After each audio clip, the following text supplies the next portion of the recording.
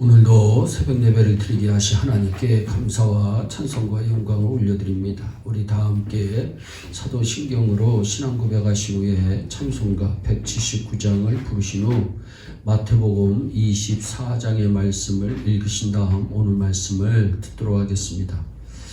마태복음 24장은 재림장이라고 우리에게 알려져 있습니다. 하나님은 무슨 일을 하려고 하실 때 꼭 누군가에게 보여주시고 행하시지 그냥 무작정 행하실 때가 없음을 우리는 성경의 역사를 통해서 잘 알 수가 있습니다. 이 세상을 홍수로 멸하시려고 할 때에도 120년 전에 노아에게 보여주셨습니다. 그래서 120년간 노아는 홍수를 대비하여 방주를 만듭니다. 소돔과 고모라를 멸하실 때에도 아브라함에게 가르쳐 주시고 행하셨습니다. 사회적인 현상도 마찬가지입니다. 교통사고가 잦은 곳에서는 머지않아 대형사고가 날 것이라는 징조라고 합니다.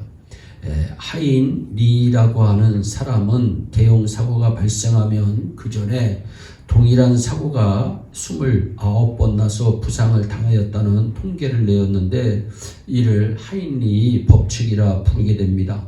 국가도 마찬가지입니다. 1991년 소련이 13개 나라로 붕괴됩니다. 그때 징조가 있었습니다.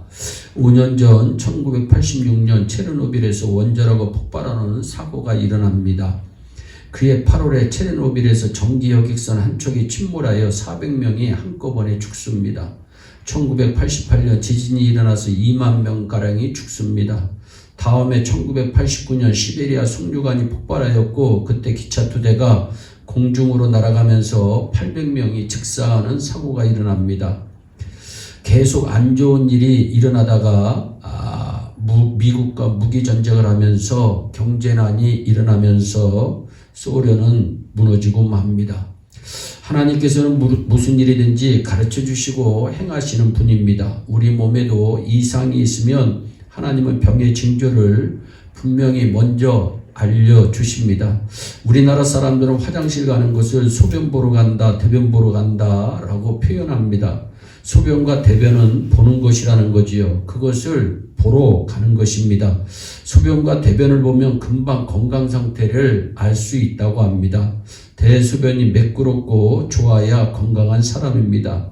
그러니까 이것에 이상이 보이면 빨리 병원에 찾아가야 됩니다. 작은 징조를 소홀히 여기고 시간을 오래 끌면 큰 병이 들고 있는 것을 모르는 경우가 종종 있습니다. 예수님을 따르는 성도들은 모든 면에서 지혜로워야 합니다. 그래서 하나님께서 보여주는 예고를 잘 보아서 미리미리 대비하면서 건강하게 신앙생활 하시기를 바랍니다. 예수님께서는 재림의 예고도 분명히 보여주십니다. 우리는 신문, TV, 주변을 보면서 예수님이 재림하시는 징조에 민감한 반응을 보여야 합니다. 마태복음 24장을 작은 묵시록이라고 표현합니다. 예수님께서 제자들과 감람산 위에 앉아 계실 때에 제자들이 세상 끝날에는 어떤 징조가 있을 것인가 예수님께 묻습니다. 예수님은 세상 끝날 재림하실 때에는 이런 징조가 있을 것이다 몇 가지를 말씀하십니다. 그건 말씀이 4절로부터 8절, 10절로부터 12절에 나옵니다. 너희가 사람의 미혹받지 않도록 주의해라. 또 그리스도라고 하는 이 거짓 그리스도가 나와서 사람을 미혹해 한다. 난리와 난리 소문을 들을 것이다. 또 이런 일이 있어도 끝이 아니다. 민족이 민족을 나라가 나라를 대적해서 전쟁만이 일어난다는 거죠. 첫째 기근과 지진이 있으리니 이 모든 것이 재난의 시작이다.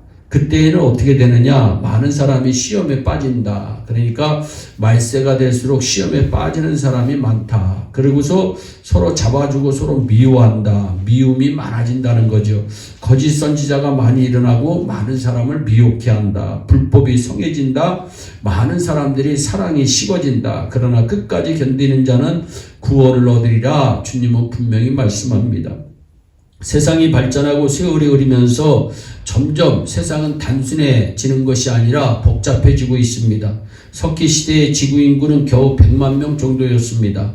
그러나 1850년대에는 10억이 되었고 15년 뒤인 1995년에는 40억, 27년이 지난 지금 세계 인구는 79억입니다.